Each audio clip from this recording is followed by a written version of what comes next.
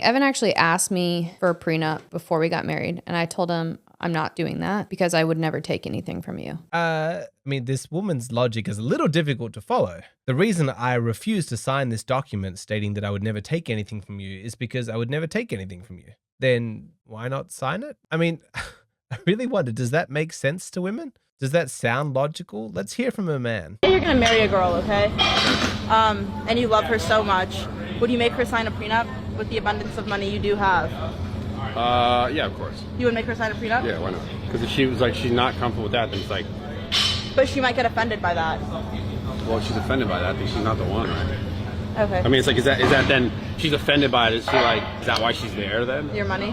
What if she also made a lot of money? Like, maybe more than what you make? Well, the laws, specifically in California, are really not in favor of men, so. Oh, okay. Yeah, so it's like a woman you could break up, they could take like half your shit, and she could do it and be like, peace. Okay.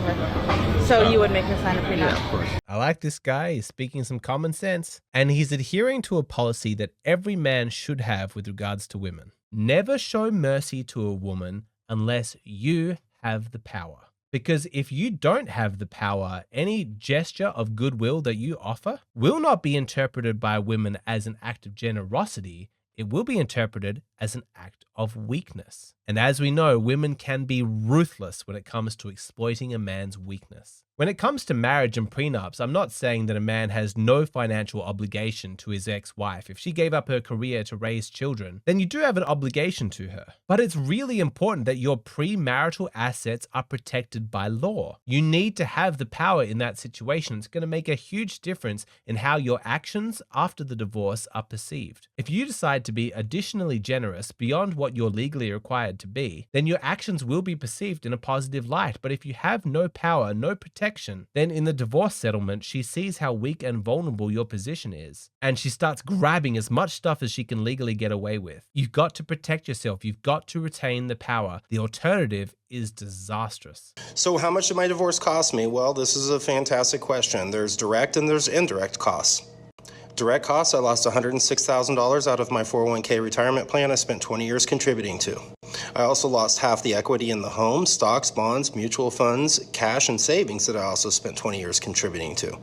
I also lost half of all the non-liquid assets like furniture, household goods, electronics, cars. Keep in mind, I paid for all of these. And this is in addition to financially supporting her and her/our daughter for 17 years, which is many hundreds of thousands of dollars. I'm now broke, live in a 2-bedroom apartment, and have a negative net worth for the first time since I was, 25.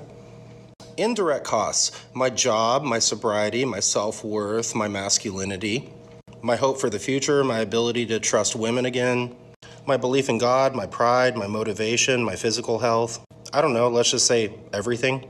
In this video, I'm going to explain to you that in your relationships with women, generosity is not a virtue, at least not inherently. A woman can view the same action that you take either as an act of generosity to be appreciated or as an act of weakness to be exploited, and how she views it is entirely dependent on whether or not you have the power in that situation. Let me tell you a story. A good friend of mine found himself in an abusive relationship with a woman, and her treatment of him was particularly awful because of how generous he'd been. She had lived in his house rent-free for the last 2 years of their relationship. He worked full-time and was subsidizing her life. Finally, he gained the courage that he needed to leave her, to end the relationship. But because he was such a nice guy, he felt bad about kicking her out of his house. He recognized that it might take her some time to find a new place. So, as an act of generosity coming from his niceness, he decided to temporarily move into his parents' house for a couple of weeks while she found a new place. Did she interpret this gesture as an act of generosity to be appreciated or as an act of weakness to be exploited? You better believe that she saw weakness and opportunity. As soon as he was gone,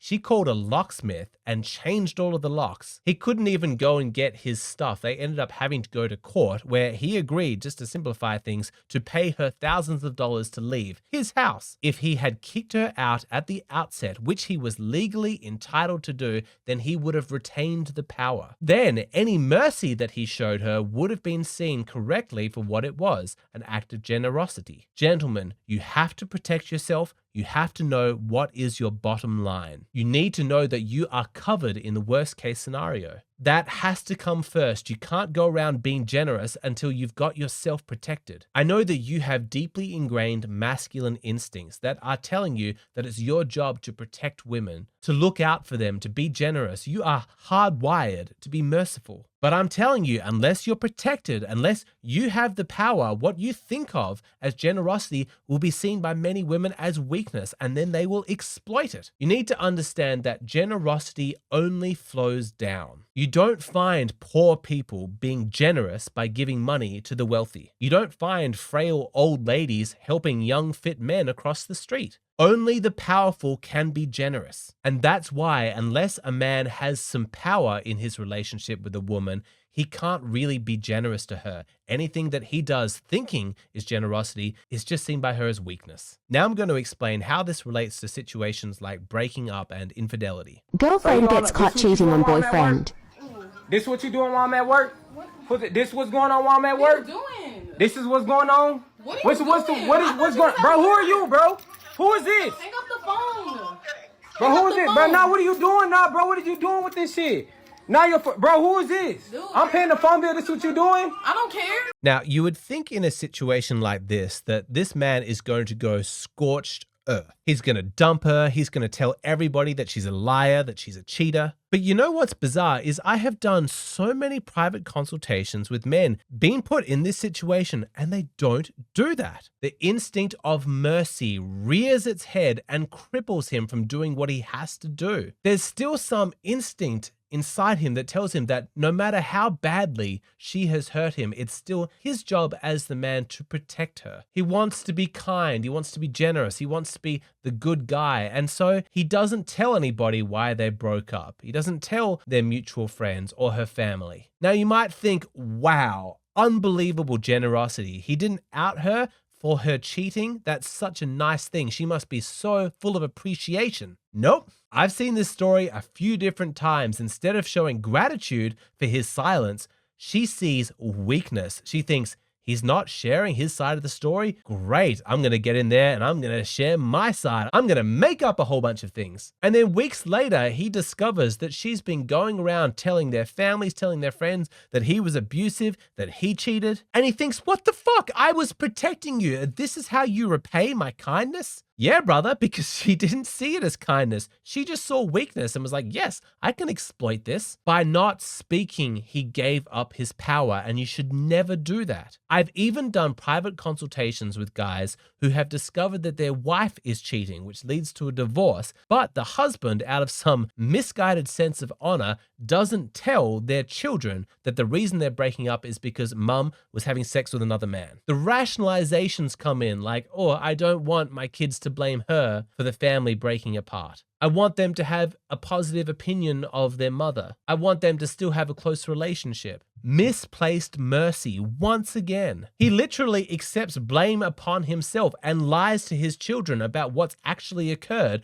all out of this misguided sense that it's his duty to be kind and generous to his wife. And salt in the wound, because fast forward a few months later, guess what? She's pushing for full custody. She's poisoning her children against him. This is how she repays his generosity? And yes, I understand. I'm getting worked up. I'm getting emotional. But I mean, how can I not be? What the fuck is going on? I hear these stories and the sheer injustice of it is infuriating. I so badly want to protect men from making this mistake. You want to show mercy? You want to be generous to her? Here's what you do. First, you tell everybody the truth. Her parents, your friends, the children. You let the reality be known that you did nothing wrong, that she is a cheater. But because you are a generous person, you are willing to be civil in discussions about co-parenting. You are willing to make a dignified exit without too much drama. You don't want to make things harder for her than they have to be. That is how you be nice. That is how you be generous. You are well within your rights to be way more petty than that. But you need to understand that generosity only flows down. Once it's been established what the reality of the situation is and that morally you are up here and she's down here, then you can be generous because you are protected. Understand that a man who is tough,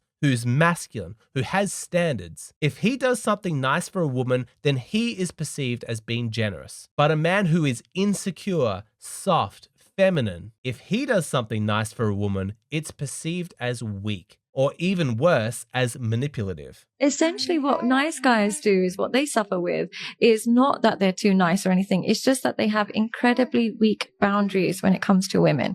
They simply are not just women. It could be anybody. What they do is they lack a lot of masculinity. And what they do is they blame the fact that they're so nice as to why they can't get women. But it's not about being nice. It's about a lack of masculinity. And one of the best ways to establish masculinity is placing boundaries, particularly with women. When you don't like a behavior, you don't roll over and allow it to continue and then give her more in order for you to get her. You set a boundary and you have a willingness to walk away. So where does forgiveness sit in all of this? Is forgiveness a virtue or is it foolishness? What even is forgiveness? Is it an act of letting go of bitterness inside yourself? Is it putting up boundaries? Is it removing boundaries? Is it something you do for yourself or you do it for them? It's a tricky topic, and I actually have very strong opinions about forgiveness because I don't think it's the virtue that's been cracked up to be. But it's tricky because everybody has a different definition for what they mean by forgiveness. So to make this discussion on forgiveness as simple as possible, I'm going to provide my own definition, which hopefully, will just clear things up. So you can refer back to this whenever I'm talking about forgiveness in this video. I think that there are two components to forgiveness, the first of which is letting go of resentment, and the second of which is a willingness to begin to rebuild. A willingness to rebuild needs to be differentiated from giving somebody a blank slate. So for example, if you've had a good relationship with a friend for 5 years and you trusted that person and then they wrong you, they steal from you or something like that. If you forgive them, I think that what that means is that you are willing to start to rebuild that trust. You're ready to acknowledge the relationship is here, but you'd like to move on. You'd like to work on it. You'd like to improve things. I think that some people think that if you forgive somebody, there's an obligation to pretend like the negative thing didn't happen, or that they should be given a blank slate, or even worse, just be treated exactly the way that they were beforehand. I don't think that's what forgiveness is. I think that's just blindness. That's just foolishness. You're not going to treat them exactly how the relationship was before, but you're willing to try. I forgive you. I'm willing to start mending this and moving forward. Blind forgiveness, like giving somebody a blank slate, is a really bad idea because it means you've thrown out really important data that could inform you better how to protect yourself. Like, let's say this friend has stolen from you. If you offer blind forgiveness, then what's to stop you from putting yourself in that same vulnerable position where they could steal from you again? I think that a more sensible version of forgiveness is like, okay, I'm willing to start to rebuild the trust, but in the short term, I'm going to be protecting all of my assets and making sure you can't hurt me in the same way. I'm not doing that to be a jerk. I'm not saying I'm not willing to work on this with you, but let's not pretend like you didn't just steal from me. I think that there's also a misunderstanding about the first part of the definition of forgiveness in terms of letting go of resentment, because there's a lot of people who think that it's like absolutely imperative that you have no resentment in your heart or in your mind at all. And I've never understood that. I feel like every emotion has a purpose. It's just you've got to evaluate, are they serving the correct purpose or wrong purpose? So let's say someone did a minor transgression to you and you're filled with huge resentment. You've been stewing on it for years. Then yeah, you're lost. That fucking sucks, dude. Get a hold of yourself. It's not such a big deal. Just forgive them, move on. But at the same token, if somebody has wronged you and you're filled with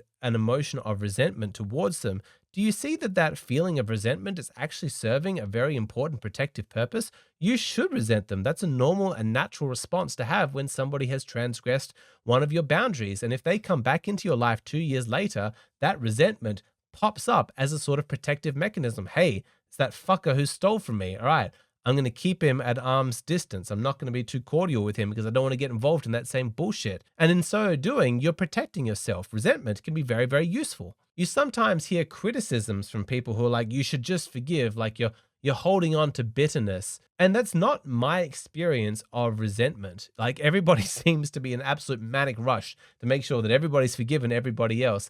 But if somebody was genuinely a prick to you, and so your resentment led you to make good life choices, like cutting them out of your life, spending time with higher quality individuals, so long as they're not around, it's not like you're steeped in resentment 24 hours a day. You're good. You're living your best life. You're not even thinking about them. It's only when they come back in does your resentment pop up and say, hey, don't let this guy back in your life. It's doing its protective duty. I think that there can be situations where resentment maybe gets too much. What I'm saying is be cautious of people who are pressuring you about like forgiving because they're so worried for some reason that you're just lost in resentment. They don't seem to have any concern about your mental state in any other situation or any of the other emotions that you're absolutely not allowed to feel. But for some reason, as it relates to this individual, you have to forgive them, but it's for your sake. They're looking out for your best interests. I would just be suspicious of that. Quite frequently, there's an ulterior motive. They want the two of you to get past this because it selfishly benefits them in some way. But let's say, there genuinely were some misunderstandings. Somebody has grown. I don't think that it's necessarily a good idea to go around not forgiving people, but it all depends on whether or not they've actually changed, right? Like if you're the exact same person who's been wronging everybody and then you ask for forgiveness, why should anybody forgive you? Because practically speaking, you're probably just going to take advantage of them again. I think a prerequisite for forgiving somebody who has wronged you is that you need to fully understand why they did what they did. And that involves a conversation. Like if they come to you and say, hey, I really want you to forgive me, your response should be, okay, well, I'm open to it, but first I have a bunch of questions. Why did you do this? Why did you do that? What were you thinking at the time? What value system were you operating under? Did you consider its impact on me? Oh, no, you didn't? Are you considering it now? Can you tell me what you think it must have been like for me going through that? What are you planning on doing differently in the future? How are you planning on making it up to me? I think there's a bit of a stigma around those kind of questions like, oh, you're being so pedantic, you're being obnoxious, like just move on, like just forgive them. And I don't buy into that at all. You're not morally obligated to forgive anybody. If somebody wants your forgiveness, then they can fucking earn it. Sometimes people will just leave, like they've done something awful to you, and then they go away for 6 months or 5 years or however long it is because they don't want to deal with the aftermath of how awful they were. They don't want to face those consequences.